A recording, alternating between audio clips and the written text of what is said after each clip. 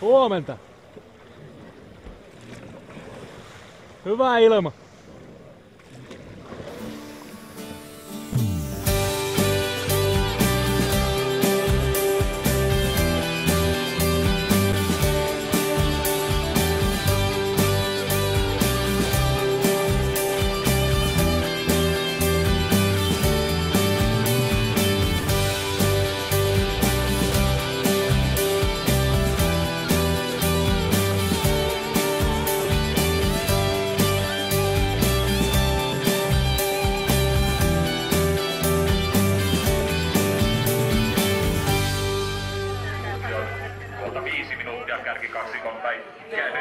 Meillä on, sanotaanko, voisi käyttää leikkiästi tämmöistä köyhän miehen screeninimitystä. Meillä on tämmöinen GPS-seuranta nyt jo, taitaa olla 5. vuotta, ja meille tulee 50 GPS-kapulaa aina sitten viikonlopuksi käyttöön. Me käytetään niitä keskimäärin 3 eri lähdössä, ja parhaimmillaan pyritään 50 etukäteen parhaaksi arvioituun veneeseen kiinnostavimpaan venekuntaan laittamaan nämä GPS-kapulat. Ja niitä voi seurata tältä Soutustadionin isolta screeniltä tai sitten tietysti netin kautta ympäri maailmaa. Ja aika monet tekeekin tällä tavalla, että Australiassa katsotaan sulkava suursoutuja.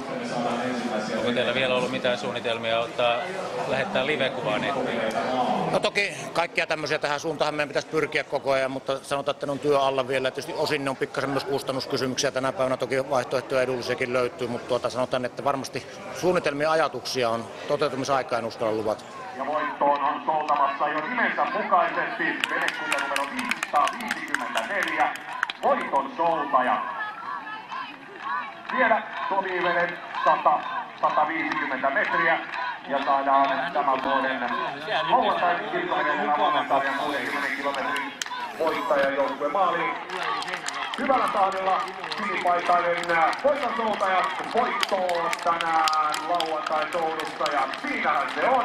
Onnea voittajille, voiton soutaja, voittoaika tänään komea 4.16.41. Ja voiton soutajat tuli... Ykkösen tultiin jo kyllä. Tiedätkö vähän minkälainen joukkue teillä oli? No meillä on semmoinen ikähaitari aika iso kyllä, että vanhin on 78 ja nuorin 27. Ei jäänyt mieleen mitään, mitä pitäisi tehdä toisin. No tietysti harjoitella pitäisi enemmän. Niin. Paljonko teillä oli harjoittelutunteja takana? No milloin soutuja joku 300 kilometriä oli. Ja kolmantena maaliin numero 541 pronssille Suupohja Etijärvi.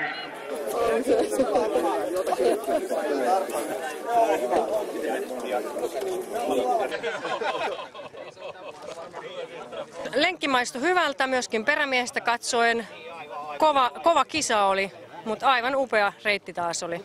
Aivan todella hyvä keli oli ja olosuhteet mainiot. Perämies on erittäin tyytyväinen joukkueeseensa, erittäin tyytyväinen. Kiitos pojille.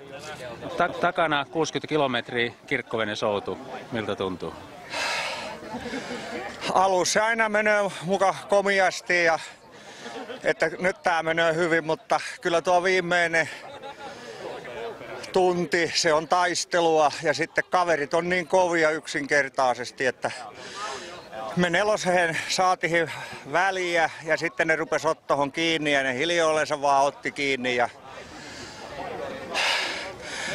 ei, täytyy antaa tunnustus pojalla. Mä menisin katselemaan ne heti, kun mä näkisin mitä ne on. Ja se on siinä kuuluu yleisestä, kun ensimmäinen vuorosoutuvainen maaliin ja se olisi yleinen vuorosoutu Suomen mestari ja 4. kerran perättäin Jouni Pontikas, Pauli Turminen ja aika on 50 sekuntia viime vuotta parempi, 5.18.40. Tavoite saavutettu. Joo, kyllä. 4. peräkkäinen Suomen mestaruus, niin se on ihan mukava suoritus. Mitä Suomen mestaruuden uusimiseen vaadittiin? Sehän uusiminen on aina vaikeampaa, mitä ensimmäisen saatiin. Toiset yrittää entistä kovemmin. Niin. Itsekin joutuu tekemään ikinä töitä. Tietysti meillä on sillai, nyt on hoksattu, miten päästään kuntoon, niin me suurin piirtein samalla lailla aina harjoitellaan. Niin se on nyt toiminut ainakin toistaiseksi.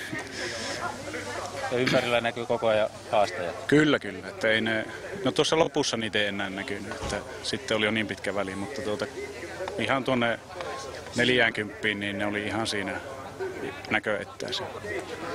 Onko soudussa niin kuin maratonissakin, niin viimeiset 10 kilometriä on se pahin? No kyllä se on, että siinä alkaa kysymään jo niin kuin tahdonvoimia. Ja se pitää vaan mennä sitä semmoista perusvauhtia. Miltäs kädet näyttää? No ei käsissä ole mitään, ne on niin kuin lapsen peppu. Näitä on harjoiteltu ilman kinttaita. Niin, muutama rakka, mutta ei mitään vakavaa. Ja kaikki nämä vuodet on mukana ollut muutama henkilö. Meillä on 4 soutajaa ja tietysti voi luetella nimeltäkin sulkavalaiset Risto Virta, Raimo Virta, Hannu Pasanen ja sitten entinen sulkavalainen, nykyinen lappeenrantalainen Seppo Hulkkonen. Ja kaikki ovat todella nyt jo 46. kerran mukana ja viesti on tullut, että niin pitkään soudata kuin pystyssä pysytään. Jos ei pystyssä pysytä, niin istutaan ja soudata.